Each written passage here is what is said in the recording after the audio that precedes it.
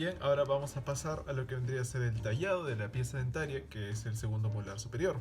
En este caso vamos a ver justamente que ya tenemos el cubo ya preparado, y este cubo es grande generalmente porque nosotros estamos haciendo las medidas multiplicadas por 2, y esto justamente para observar detenidamente y a mayor detalle todas las estructuras que van a llevar en esta pieza. Que al saber que todas las alturas ya están multiplicadas por 2, vamos a tener que el largo total del diente en este momento sería de 41.4 milímetros. De vestíbulo lingual sería de alrededor de 23 milímetros, y de mesio distal sería alrededor de 18.4 milímetros.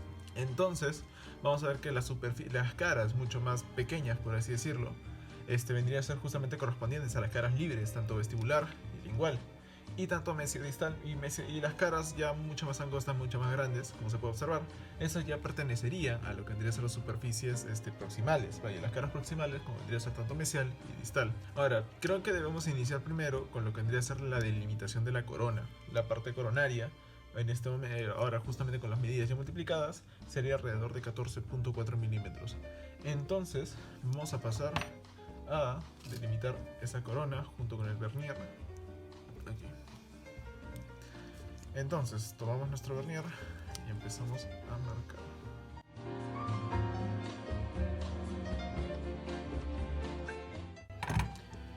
Y con esto ya tendríamos delimitada lo que vendría a ser toda la porción coronaria de nuestro diente. La corona es de las primeras cosas que nosotros vamos a trabajar al momento de tallar el diente. Entonces vamos a seguir viendo más a detalle con sus medidas para seguir tallando. Entonces vamos a iniciar generalmente trabajando desde las caras proximales, dándole a la corona esa forma de convergencias a lo que vendría a ser distal. Vaya, justamente a través de estas caras, a través de los cortes que vamos a hacer. En ese caso, justamente por proximales vamos a marcar alrededor de 7 milímetros y vamos a proceder a cortarlos a una profundidad de alrededor de 2 milímetros, justamente por ambas caras.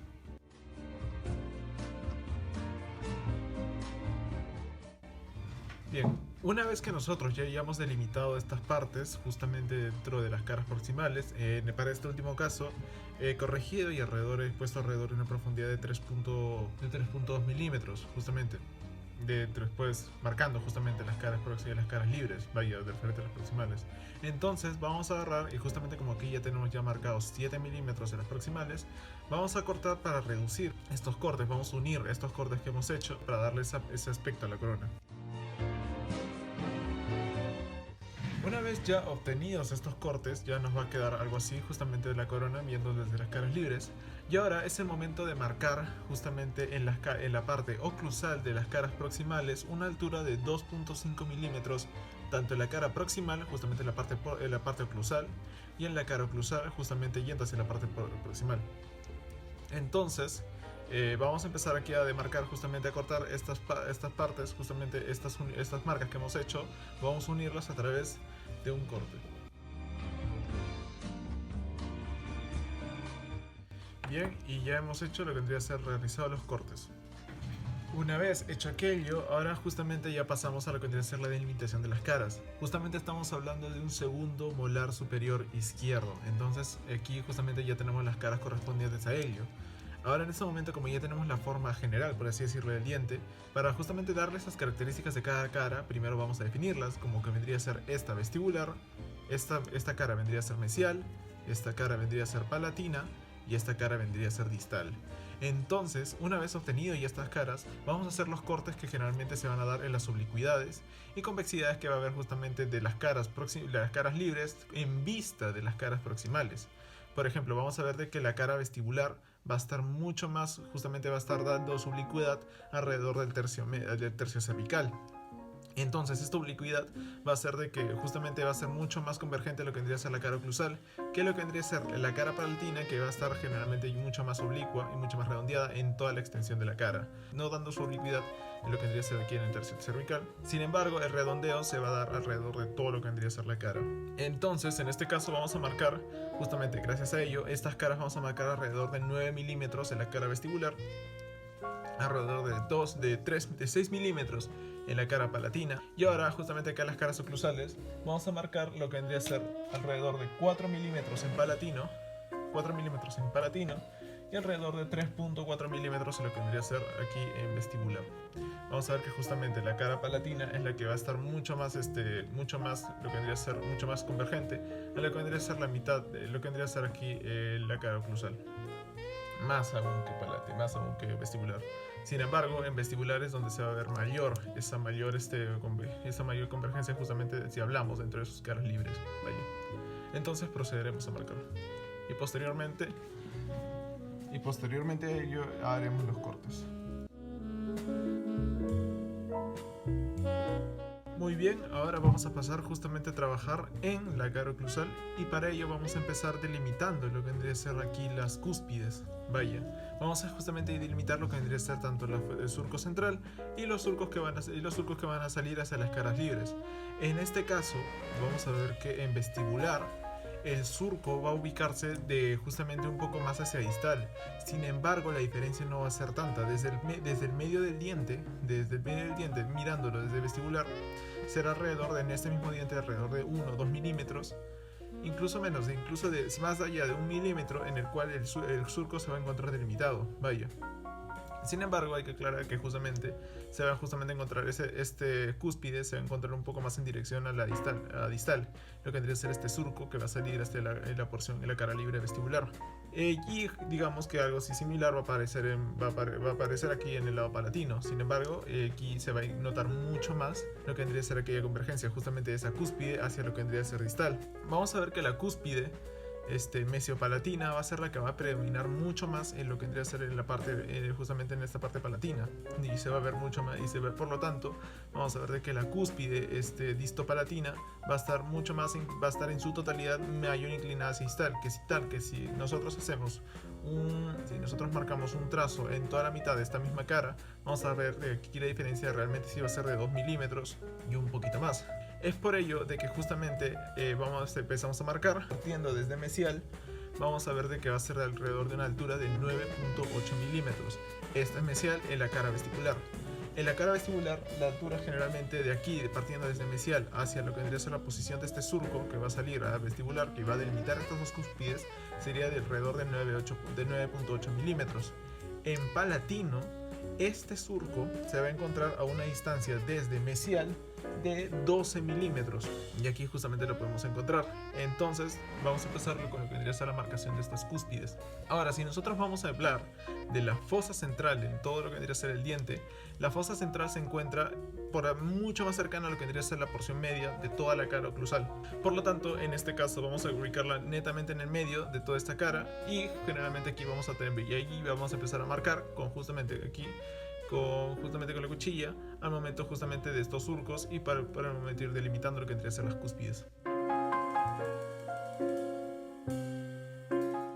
Vamos a ver de que esta fisura central se va a encontrar, por así decirlo, en la cara media de todo lo que vendría a ser la superficie oclusal. Sí, vamos a ver que justamente por ello se va a encontrar, por así decirlo, dentro de lo que vendría a ser las facetas armadas, vamos a ver que esta se va a encontrar mucho más aproximada a lo que vendría a ser vestibular. Es por ello que justamente dentro de esta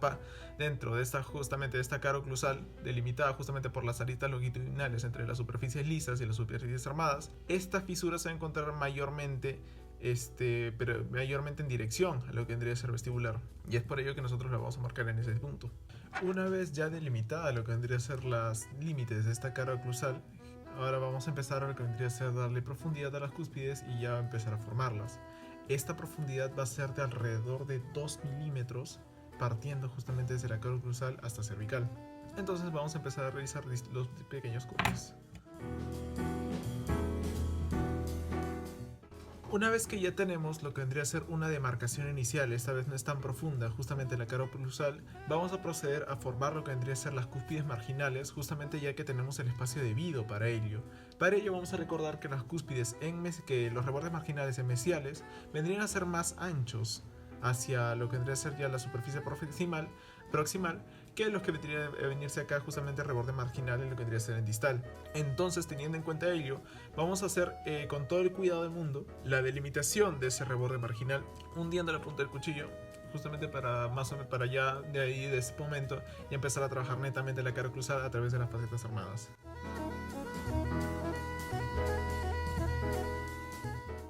Bien, y aquí tenemos en un inicio lo que vendría a ser ya el principio, la fase inicial de lo que vendría a ser el tallado de nuestra cara cruzal. Ya hemos visto que aquí justamente tenemos los rebordes marginales y aquí ya tenemos las cúspides predispuestas tanto en palatino como en vestibular. Ahora, como esta es una fase inicial, lo que vendría a ser un redondeo y también la aclaración de algunas fases anatómicas que vamos a ver más adelante. Sin embargo, vamos a redondear lo que vendría a ser toda esta cara en un inicio. Vamos a redondear un redondeo coronal inicial en todo lo que vendría a ser la cara y vamos a seguir trabajando las cúspides para más o menos darles esas características que vamos a ver más adelante. Sin embargo, en este redondeo inicial vamos a empezar a darle, por así decirlo, una forma de corona a lo que vendría a ser toda esta porción.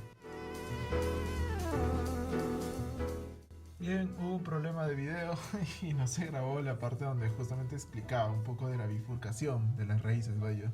Así que ya lo hice. Pero bueno, justamente yo hablaba de eso, justamente de la bifurcación y de cómo las dos cúspides vestibulares va a tener y solo va a haber una cúspide palatina y por lo cual ya hemos bifurcado justamente terminando aquel tercio cervical que ya hemos estado hablando, que de toda la raíz, vaya. Entonces justamente ya bifurcadas vamos a darle justamente los tallados a esta raíz, justamente vamos a empezar con la raíz disto vestibular. Sin embargo, recordemos de que tanto la cúspide, si vemos desde una cara oclusal, la cúspide disto vestibular va a tener cierta convergencia justamente a lo que vendría a ser distal. Entonces vamos a ver que justamente esta cara realmente va a estar, por así decirlo, va a estar inclinada hacia lo que vendría a ser distal. Entonces vamos a rebajarla en conjunto con la raíz, que también se va justamente, es un detalle que tenemos que darle para el momento justamente de dar ya la término justamente de lo que vendría a ser de las porciones finales de lo que vendría a ser el diente. Bien, y aquí ya iniciamos justamente dándole esa característica a la raíz distovestibular. Y empezamos en ello. Justamente esto es una fase inicial. Vamos a ver que por aquí justamente va a haber como una depresión, por así llamarlo, en lo que vendría a ser justamente lo que vendría a ser tanto el tercio cervical y el tercio medio y parte del tercio medio. Vaya, vamos a darle estas características a lo que vendría a ser las demás raíces, a la mesiovestibular e incluso a la raíz palatina de una forma, así como lo hice aquí al inicial. Entonces vamos en ello. Bien, ya tenemos lo que vendría a ser justamente ya dispuesto lo que vendría a ser las raíces. Aquí justamente ya tenemos las raíces vestibulares. Se puede observar aquí por detrás la raíz palatina. Justamente más que nada en la raíz, aquí justamente por la raíz mesiovestibular se puede ver un poco de la raíz palatina justamente, pero no en su totalidad como vendría a ser la otra raíz. Aquí justamente se puede ver la predominancia de la raíz mesial mesiovestibular aquí, y por el otro lado se puede ver justamente la raíz distovestibular como va a ser mucho más pequeña que la raíz de mesiovestibular. La distovestibular vendría a ser más pequeña, tanto que se puede visualizar la otra raíz por su raíz antagonista. Y bueno, justamente aquí tenemos ya lo que vendría a ser la delgada, que vendría a ser justamente la raíz palatina, aquí justamente en esa porción. Y a la cara cruzal también ya se ha hecho las diferencias ya de lo que vendría a ser al momento justamente de convergencias, vaya. Como vendría a ser aquí justamente la convergencia en vestibular hacia distal y también la convergencia que va a haber en palatina hacia distal. Ahí se puede ver justamente la disposición de las diferentes caras, aquí exacto se puede ver. Ahora justamente para ya ir terminando, lo que deberíamos hacer ahorita vendría a ser justamente el cuello cervical de lo que vendría a ser las caras, vaya. Vamos a ver que las caras libres, tanto vestibular como mesial, tanto vestibular como palatino, estas van a tener justamente como algo así una forma de V, como invaginaciones justamente del cuello cervical hacia apical, hacia lo que vendría a ser la porción radicular. Y en los demás cuellos de las caras proximales ya vendría a ser totalmente horizontales. Entonces vamos a ello. Bien, y aquí ya tenemos terminada lo que vendría a ser la pieza dentaria, justamente aquí con sus detalles anatómicos a nivel oclusal, aquí justamente de vestibular. Vamos a ver de que ambas, tanto en palatino y vestibular, siempre van a ir convergentes en su lado oclusal a la que vendría a ser la porción distal. Y aquí justamente se puede observar dentro aquí en la cara oclusal. Justamente también vamos a ver que a nivel vestibular y palatino van a ser generalmente a nivel coronal, generalmente ya van a ser dos cúspides, vaya. Sin embargo, va a haber predominancia en lo que vendría a ser la cúspide distopalatina, y esta se puede ver justamente aquí. Ya al nivel proximal justamente vamos a ver la porción de las raíces, donde la raíz vestíbulo-mesial vendría a ser mucho más ancha que la raíz disto-vestibular, vaya, y tanto que se puede observar. Asimismo, la única cúspide que va a tener palatina va a ser mucho más delgada que las dos anteriores, demasiado de hecho, Y aquí se puede ver justamente sus disposiciones. Aquí justamente vamos a ver de que a nivel mesial va a ser netamente recta diagonal hacia apical, y a nivel distal vamos a ver que va a ser un poco más recta, vaya, justamente hablando de esto. Y claro, lo más importante que vendría a ser justamente la cara cruzal, donde vemos de que generalmente se denomina justamente más por las fisuras, vaya, generalmente lo vemos aquí, lo notamos más, aquí más por fisuras. No vamos a ver la presencia de una apófisis adamantina, ya que el surco principal, mejor dicho, porque vamos a ver que la cara oclusal va a predominar lo que vendría a ser los surcos, vaya, el surco tanto de los caras libres como vendría a ser la vestibular, ya palatino, y el surco principal. Vamos a ver que justamente la presencia de este surco es lo que impide que haya justamente una apófisis adamantina entre las cúspides distovestibulares y la cúspide mesio-palatino. Asimismo, en la porción coronaria justamente vamos a ver estos surcos estos surcos secundarios que justamente van a ir hacia las caras libres, vaya. Por ejemplo, en vestibular vamos a ver aquí el surco secundario, el cual incluso va a tener dos microsurquitos hacia las caras proximales, y este surco secundario va a ocupar lo que vendría a ser todo el tercio oclusal, de lo que vendría a ser justamente lo que vendría a ser de la cara vestibular. Asimismo, si vemos el surquito en palatino, este surco no se va a prolongar tanto, entonces solo este surco va a predominar justamente una porción de lo que vendría a ser de la parte oclusal, pero esta vez de la cara palatina. Y en los rebordes marginales vamos a ver que sí se cumple esa condición de que el reborde marginal en mesial va a ser mucho más ancho que el reborde marginal en distal. Y aquí se puede observar, vaya, este reborde marginal en mesial es mucho más ancho, y el reborde marginal en distal es mucho más delgado. Asimismo, en una vista proximal incluso podemos ver justamente las curvaturas de lo que vendría a ser justamente las caras libres, vaya. Por ejemplo, en mesial, el índice mayor de convexidad se va a dar justamente en el tercio cervical, vaya, y aquí se puede ver. Y en el lado palatino vamos a ver que la convexidad se va a dar en toda la cara, y aquí se puede observar como toda la cara justamente va a ser convexa. Mientras que justamente viendo desde el proximal en una vista vestibular, sí, aquí el tercio cervical es aquel donde va a tener la mayor convexidad.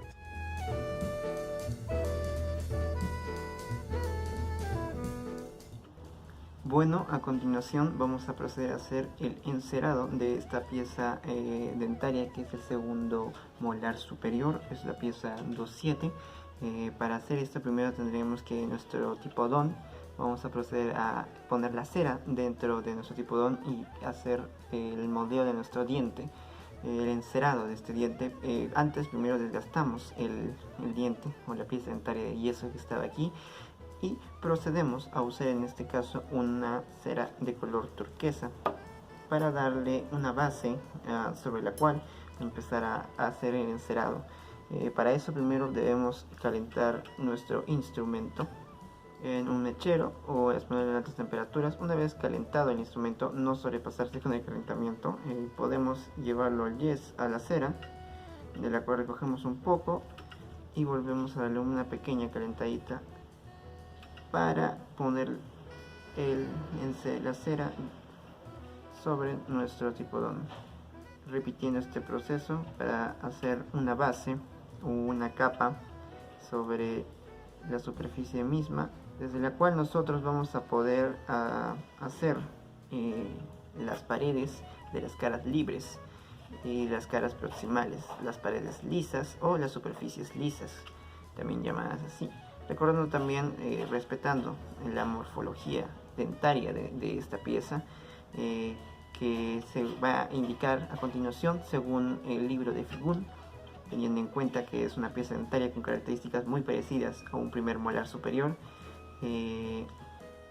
con la principal es que sus cúspides es un molar estetacuspidio, y sus cúspides mesiales son generalmente, o por la mayoría de veces, mucho más grandes o un poco más grandes que las cúspides distales. A continuación vamos a seguir con el encerado. El encerado tiene que hacerse de a pocos y con paciencia. Primero, para hacer una base.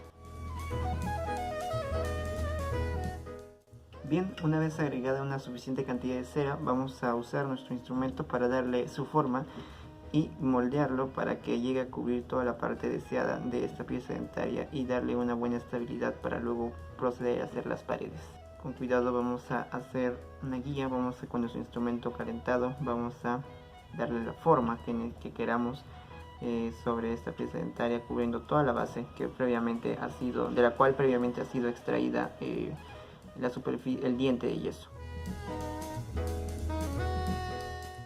Bien, una vez obtenida ya nuestra superficie, ya bien distribuida y comprensada con nuestro instrumento a calor, vamos a proceder ahora a hacer las superficies lisas de las caras libres, vestibular y en este caso palatino, y las caras proximales mesial y distal, guardando siempre la morfología del diente, dado que la morfología dice que desde mesial a distal, o sea una medición mesiodistal, es convergente en distal y divergente en mesial. Eso quiere decir que la pared mesial va a ser un poco más de mayor amplitud que esta pared distal, pues en esta pared mesial las cúspides mesiales, ya sea la cúspide mesiovestibular o la cúspide mesiopalatina, son de un diámetro y una proporción mayor a las cúspides distales.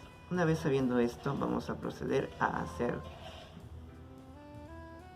las paredes, las superficies lisas de las paredes de las caras libres y de las cúspides. Algo que se debe también tener en cuenta es que al momento de hacer estas paredes lisas o superficies lisas de nuestra pieza dentaria, la altura de las cúspides mesiales son más de un mayor tamaño que de las cúspides distales, ya sea en una cara vestibular o en una cara distal, en una cara palatina, perdón.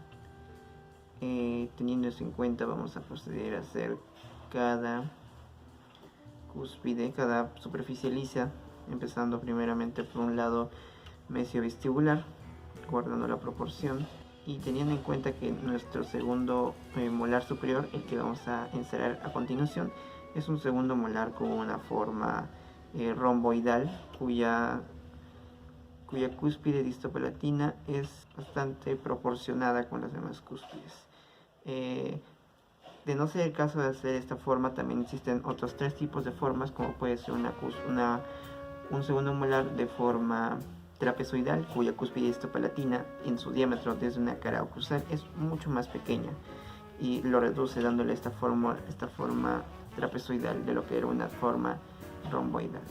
Ya hablaremos de eso al momento de hacer encerar la cara oclusal de esta pieza dentaria. Ahora vamos a proceder a hacer cada pared o superficie lisa, o también llamada faceta lisa, de nuestra pieza dentaria, para lo cual nos va a llevar un poco más de tiempo y por motivos de video vamos a editar esta parte. Muy bien, después de haber terminado de darles la forma exacta de las paredes lisas, superficies lisas de estas caras libres y caras proximales, guardando la proporción ya dicha mencionadamente antes, sabiendo que las cúspides vestibulares son de una forma más agudas, como una punta o una ápice más agudo, o están marcadas de forma más aguda las cúspides vestibulares, y las cúspides palatinas son más arredondadas, sabiendo ya que las cúspides mesiales son de un tamaño mucho mayor o una altura mucho mayor o un poco mayor a las cúspides distales, y por último sabiendo que van en una dirección mesiodistal de convergencia distal. Bien, habiendo hecho esto ya, vamos a proceder a marcar cada cúspide según la anatomía, según el detalle morfológico de esta estructura, empezando con un color rojo para la cúspide mesio vestibular o vestíbulo mesial, calentando nuestro instrumento primero y primero que nada vamos a tratar de limpiar el sobrante de la anterior cera, de la cera turquesa con la que se hicieron las caras, para no tener problemas al momento de hacer este color de yeso. Muy bien, ahora sí pasemos a hacer la correcta demarcación de estas caras. Como es una estructura que es hueca y solo se hizo las paredes, Cada parte va a ser demarcada con un color en específico para su correcta identificación. El rojo va a estar para esta cara. Seguimos procediendo a demarcar esta cúspide, siendo que es como una cúspide mesiovestibular. Es la cúspide con mayor diámetro en las cúspides vestibulares y es la segunda más grande cúspide de esta pieza tetracúspide. Muy bien, ya tenemos demarcada con rojo. Ahora para sus características serán después. Primero vamos a utilizar una cera para cada color, siendo la cera azul la que vamos a usar ahora para la cúspide distovestibular, siempre respetando la morfología de este diente, sabiendo que estas dos cúspides están delimitadas por un surco vestibular recto que las divide en una proporción casi equilibrada, o proporción que va a ir por un poco más del diámetro de la cúspide vestibulomesial que la cúspide vestibulodistal, siendo la vestibulomesial más grande que la vestibulodistal en términos de diámetro. Muy bien, después de haber ya integrado cada color de cera para cada cúspide, en este 4-4 nuestro tetracuspidio, podemos ver que ya está diferenciado la cúspide mesiovestibular, la cúspide distovestibular, la cúspide mesiopalatina y la cúspide distopalatina. Como bien mencioné antes, tiene una forma romboidal, esto dado por el diámetro que tiene esta cúspide distopalatina, el cual no es menor a la mitad del diámetro de esta cúspide distovestibular. En todo caso, fuera menor a la mitad del diámetro de esta cúspide distovestibular, sería un poco más reducida, lo que le daría a esta pieza dentaria una forma más trapezoidal. Y si en otro caso se extinguiría o ya no estaría esta cúspide distopalatina, tendría una forma triangular. Otro tipo de forma de este tipo de molar sería una forma elipsoidal o una forma comprimida, la cual se da por estos dos ángulos de aquí, un ángulo mesiovestibular a un ángulo distovestibular, se vuelven muchísimo más alargados y lo da una forma ovalada o elíptica a esta pieza. Bueno, en este caso es una forma romboidal, no es otro tipo de forma, por lo cual también tenemos que dar en cuenta que este tiene dos fosas. Y ahora, para la demarcación más exactamente de estas características morfológicas de este diente, vamos a proceder a hacer un último detallado de las características con nuestro equipo, pasando cada equipo PKT por los surcos, o en el momento para hacer las fosas, surcos y rebordes marginales. De momento vamos a proceder a hacer eso y vamos a ver la pieza dentaria para señalar el resto de las características visibles ya terminado el encerado. Muy bien, una vez ya terminado el procesamiento, el proceso de un pulido y encerado de este encerado de pieza dentaria, ya hemos dado las características con los diferentes instrumentos PKT y también instrumentos que nos ayuden a hacer cada parte o estructura, como pueden ser las cúspides, las fosas y los surcos.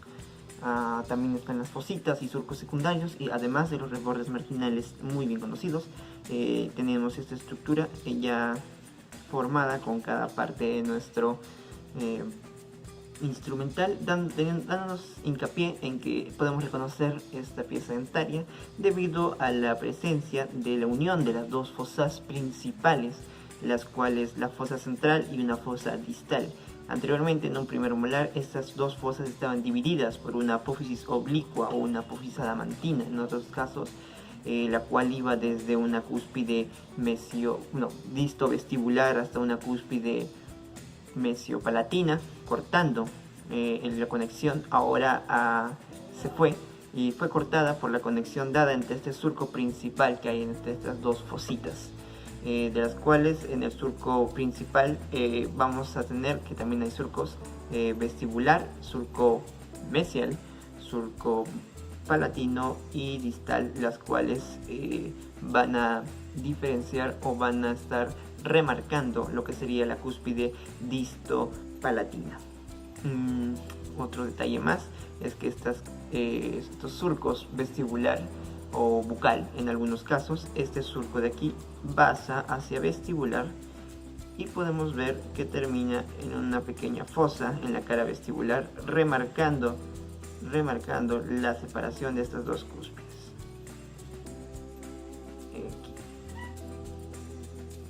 Acá termina en una fosa.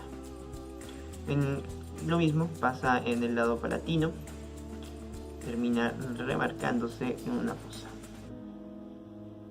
Esto también nos permite ver que las cúspides mesiales son mucho más grandes que las cúspides distales. Teniendo en cuenta también que la cúspide más grande de esta pieza dentaria es la cúspide mesiopalatina.